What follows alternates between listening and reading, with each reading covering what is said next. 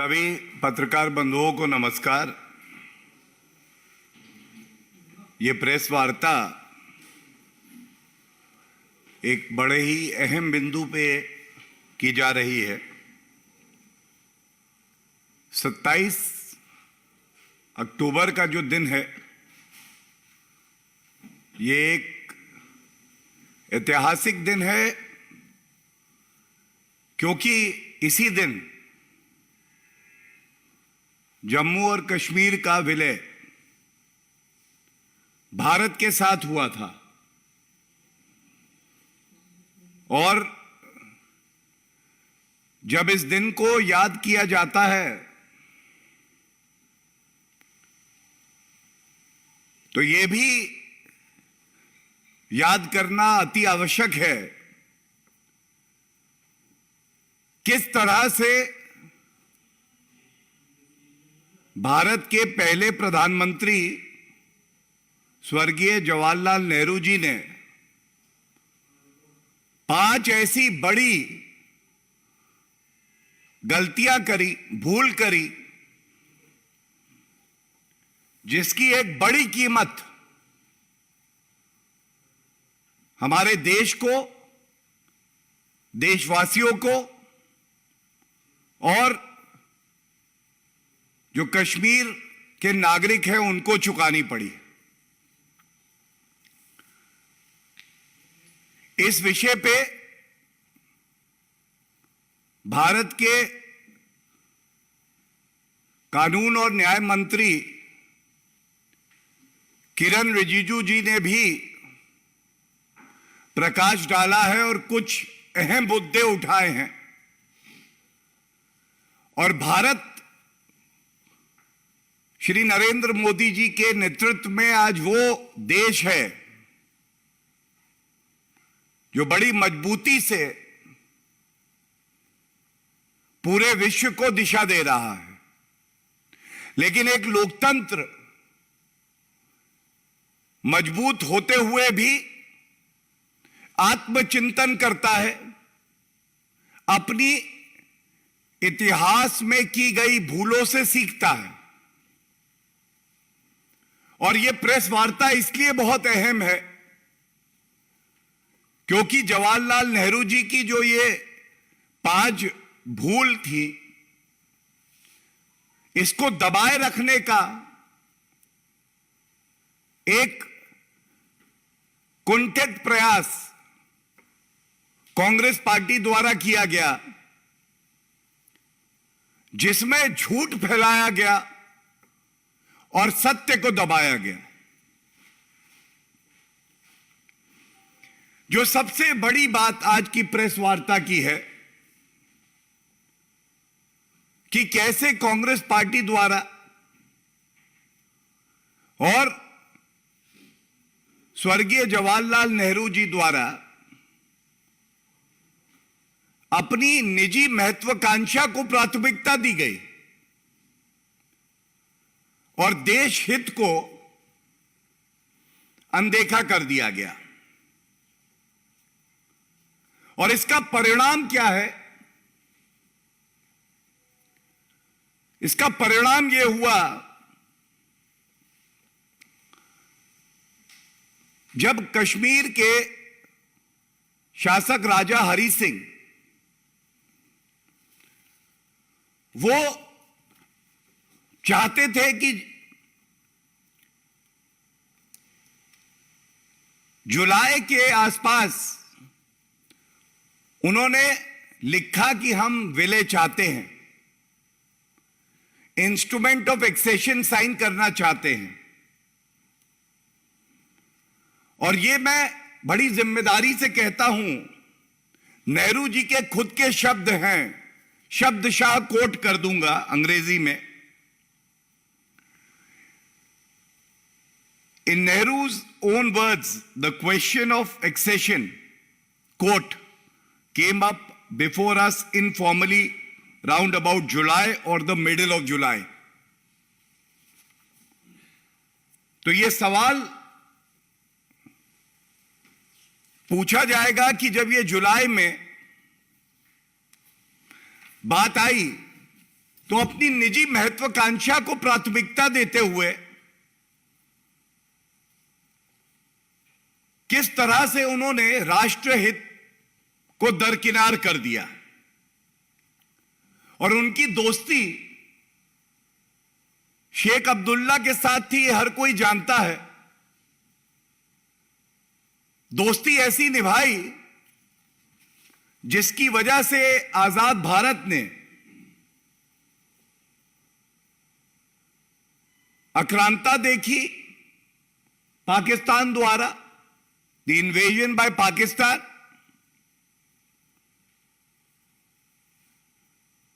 और हमने देखा जो भारत का अभिन्न अंग है, वो भारत माता की भूमि पर पाकिस्तान का अनऑथराइज्ड ऑक्यूपेशन है, कब्जा है। तो अगर समय पे ये फैसला जवाहरलाल नेहरू जी ले लेते तो आज जो पीओके का मसला है, ये मसला नहीं होता। हमने देखा किस तरह से भारत ने संयुक्त राष्ट्र यूनाइटेड नेशंस के सामने अपना पक्ष रखा है, लेकिन यह भी एक बहुत बड़ी भूल थी कि जवाहरलाल नेहरू जी ने जो हमारा अंदरूनी मामला था उसको यूनाइटेड नेशंस में रखा और पाकिस्तान का लोकस क्रिएट किया। और ये आज भारत की जनता सवाल पूछ रही है कि अगर समय पे सरदार पटेल जी के नक्शे कदम पर चलते हुए त्वरित कार्रवाई होती, जैसे 560 ऐसे प्रिंसली रूलर्स थे जिनका विलय भारत में हुआ और नेहरू जी भी उसी रास्ते चलते, तो शायद जो जिहादी आतंकवाद का रूप हम देख रहे हैं उसका सामना भी भारत को नहीं करना पड़ता।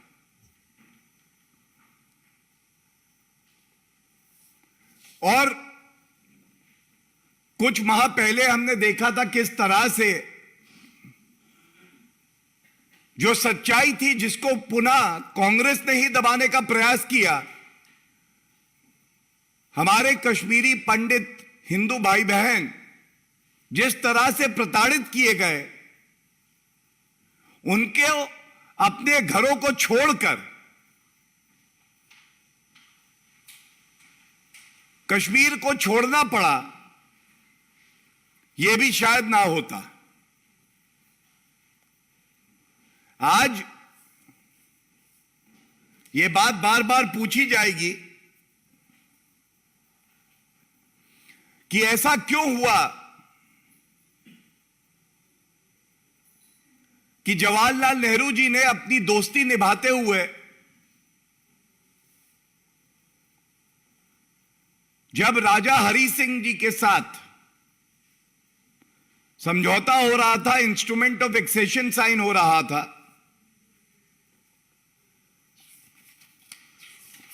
तो उनके शब्द हैं, पाकिस्तान का इन्वेजन होता है, राजा हरि सिंह जी मदद मांगते हैं भारत से। लेकिन दुख की बात यह है जवाहरलाल नेहरू जी बिल्कुल स्पष्ट शब्दों में कह देते हैं, और मैं पुनः कोट करूंगा जो कहा गया, I suggested to you the urgency of taking some steps like the formation of a provisional government. Sheikh Abdullah, who is obviously the most popular person in Kashmir, might be asked to form such a government. देश की अखंडता को ध्यान में नहीं रखा, जो अपनी निजी महत्वाकांक्षा है और जो अपनी मित्रता थी उसको ध्यान में रखा। और ये लोकसभा में जो उनके शब्द हैं वो भी आपके समक्ष रख देता हूं। 1952 में जवाहरलाल नेहरू जी कह रहे हैं, I remember it must have been the 27th of October. After practically an all-day sitting in the evening, we came to the conclusion that in spite of all the risks and dangers involved, we could not say no to the appeal that was made by the then ruler, agreeing to sign the instrument of accession which was delayed by Jawaharlal Nehru.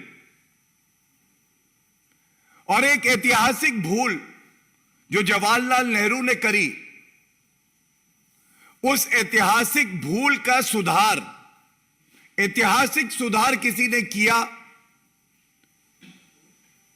तो वो देश के प्रधानमंत्री श्री नरेंद्र मोदी जी ने, जब अनुच्छेद 370 को निष्क्रिय किया गया संशोधित करके 5 अगस्त 2019।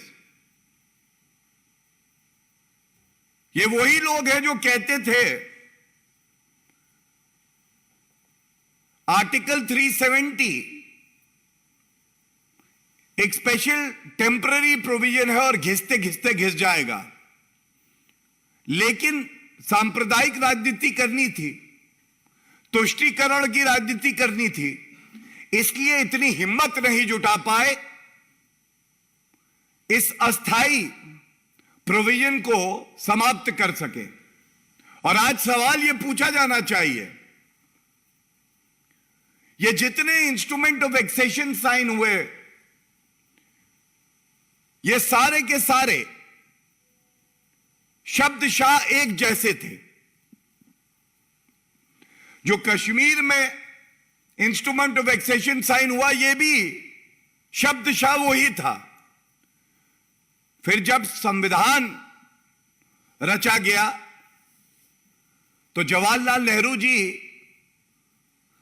अस्थाई शब्द ले आते हैं, स्पेशल प्रोविजन ले आते हैं, और जिसकी वजह से बहुत कीमत चुकाई है इस देश ने। यह सवाल लाजमी है आज, जो गलतियां कांग्रेस पार्टी ने करी हैं उसकी कीमत हमारे देश ने चुकाई है, और उसका सुधार जो हुआ है वो भारतीय जनता पार्टी की सरकार कर रही है।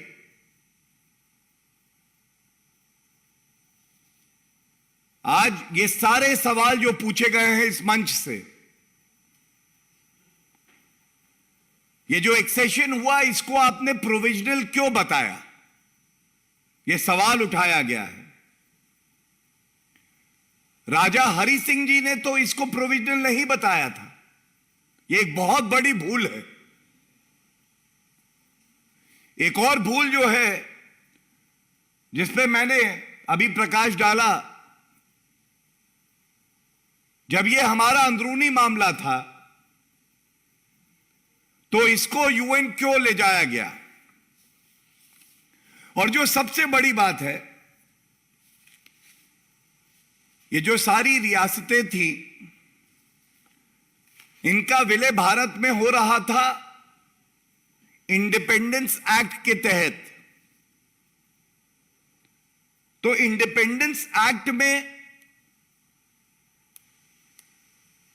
प्लेबिसाइट कराने का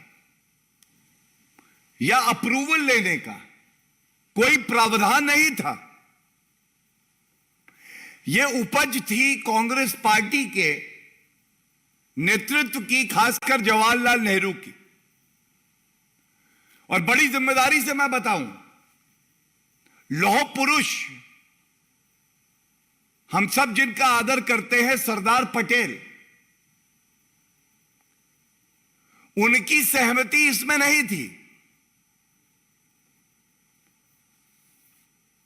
ये जो अनुच्छेद 370 प्रस्तावित किया गया, इसके लिए घनिष्ठ थे जवाहरलाल नेहरू जी के एन गोपाल स्वामी अयंगर, इनको लाया गया। तो आज यह भी एक सवाल है कि ये जो पॉपुलर अप्रूवल लिया जाएगा, यह उपज जवाहरलाल नेहरू जी की ही थी।